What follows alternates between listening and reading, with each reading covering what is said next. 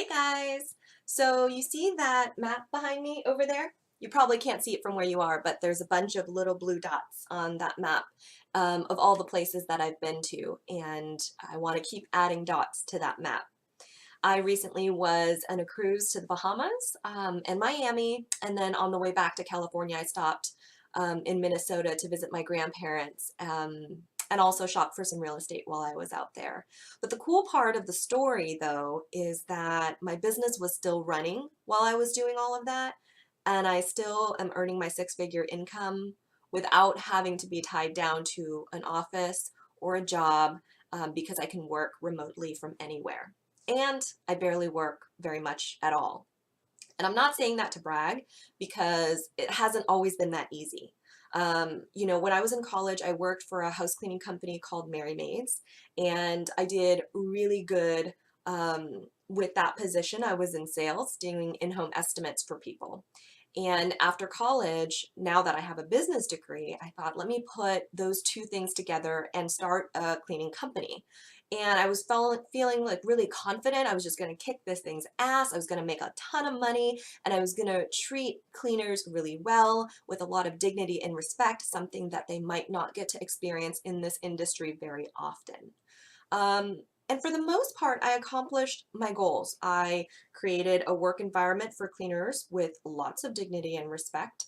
I was well known in my area for what I was doing, so I was part of the Chamber of Commerce board. I was also co-chair on the Women in Business Committee. I was just really involved in the community at the time. And by the third year, I had grown it to 265 recurring clients, 22 house cleaners, 8 company cars, a legit office with a huge sign on the building. So I felt really legit. And I also was really broke. And I did all of that for what? Like at the end of the day, I'm like, really? Like my cleaners are making more than I do. And there had to be a better way. What ended up happening was one of my cleaners from the year before had gotten injured. We filed a workers' comp claim. It finally went through and started to hit our policy. And the following year, my bill for workers' comp would have been 123 or $128,000. I can't remember what it is anymore, and I don't want to. And I was like, I can't afford that. Now I'm gonna go live under a bridge while I run this, what seems to be really legit company. No. So I had thought up of a different way to do business, and I'd done a lot of research about how to convert my business model so that I can work with independent contractors. Now, at the beginning, that came from a desperate position and a place of need. But after I closed down my first company and opened a cleaning agency using independent contractor business model, my life changed so profoundly that I can't even fathom that lifestyle until I made the switch. Um, Cleaners retention rate now is like 87%. I think I had 13% turnover last year, whereas in my cleaning company I had 50% turnover.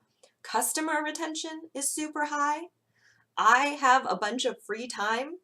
Cleaners who are already cleaning and working in the cleaning industry now have helped to get more work and build a better income for themselves.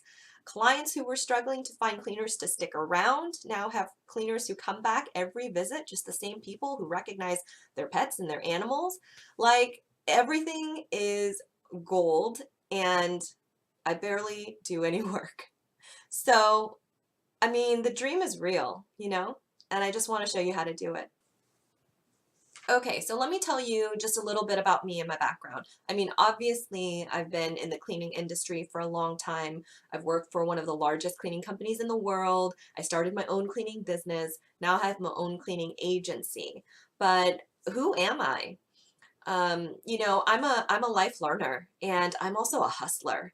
And I know a lot of you out there are hustlers too, that trying to get out of the rat race, trying to improve your business from day to day, learning from others and seeing what you can improve for yourself.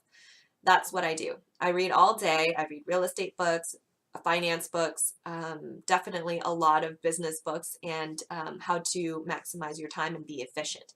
I also have taught at our local college here at Empire College. I taught accounting and math for business. I've been a part of the Chamber of Commerce board, a co-chair on the Women in Business Committee.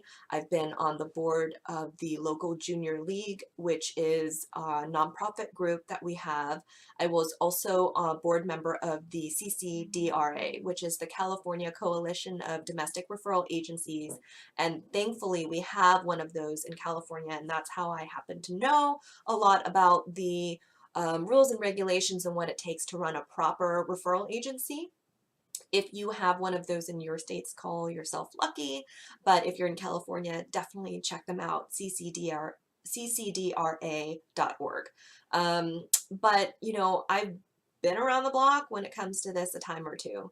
And I'm not an attorney. This is not legal advice. I'm not an accountant. I'm not offering any financial advice. I just want to show you how I stumbled upon and mastered this lifestyle because of cleaning cash flows. So, cheers.